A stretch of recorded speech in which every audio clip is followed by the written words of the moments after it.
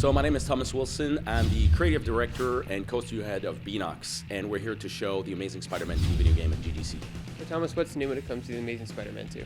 So what we really wanted to do was improve on every aspect that we've developed in the first game. The city, we have to talk about the city, Manhattan itself. We actually revised the architecture completely, made it more feel more realistic, making it look more like the real Manhattan. We've also, doing that by revising the street sizes and the building sizes, we've also revised the web swing, which was something that people asked for a long time. So in the first game, it was just a one-button swing. Now we transformed it into a mechanic where you're using the left and right trigger to web swing left and right. And if you combine both, then you get an additional boost. You can go up high, or you can have a horizontal boost. So now it's a mechanic that requires the player to become more familiar. So it takes some getting used to, but as soon as you get in, you feel the difference. We've also did a lot of improvements on combat system. We've introduced like perfect dodges, perfect hits. We've introduced like dodge roll, all things that kind of make the combat more interesting, more dynamic. We've introduced new enemy archetypes and coordinated attacks with the enemies. So sometimes you need to dodge yourself right when two enemies are attacking at the same time.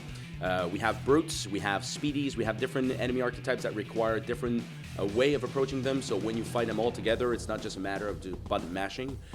We have web upgrades that will actually be required. So we have ionic webbing to disintegrate armor. We have what we call seismic blast to hit all the brutes, so you can knock them down and start punching them.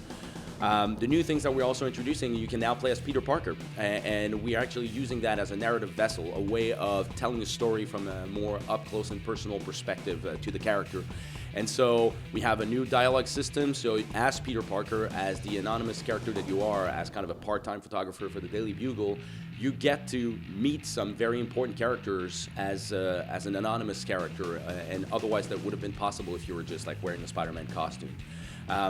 We've also revised the level design. In the first game, we're using the Manhattan as a kind of a hub, moving from one interior level to the next. Now all the missions are blended using also the city itself.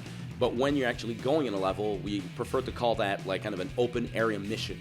And now you can tackle the mission any way you want because the areas are open space. So you can basically take the approach that you want, whether it's going with stealth or go there guns blazing. It's up to you. We've deepened the stealth system as well, so now you can take down everyone from everywhere, and that was sort of like taken from the work we'd done previously on Spider-Man Shattered Dimensions. We really wanted to have that depth in the system. We have over 15 different suits that have different abilities, or at least different bonuses that you can wear, stealth bonuses, it could be bonus damage bonuses, and last but not least, we have to talk about the new Hero versus Menace system that we introduced, connecting all the side activities and the crime going on rampant in New York. So basically, by completing these side activities, you can increase your public perception and become a hero. Or if you let crime go rampant, then you might become a menace or be perceived as a vigilante, and Jameson will definitely call you for it. And then we have this special task force that will come out and try to take you down if you're not taking care of the crime going on in the city. Can you talk about some of the iconic villains you'll be fighting in this game?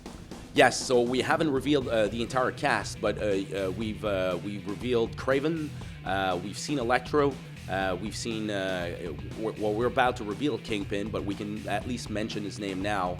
And so we really have an A-list cast of villains this time around. It was really important to have characters that people were familiar with and they really liked. We also have a story that's kind of, it's a more personal story to Peter Parker, so we worked closely with Marvel to have a story that could allow us to interact with these characters and provide kind of deeper back story to compared to the first game.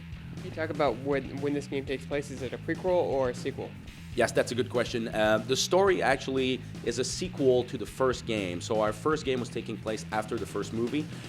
So we're going to have moments that will take place in between our game and the beginning of the second movie. And then we're going to have kind of our own parallel story to the story of the movie. So it's definitely we're not telling the story of the movie. It's a parallel story, but we will have intersecting events in this game related to Spider-Man 2. And when can people get their hands on the Amazing Spider-Man 2? So the game is coming out April 29, and it's coming out on all platforms.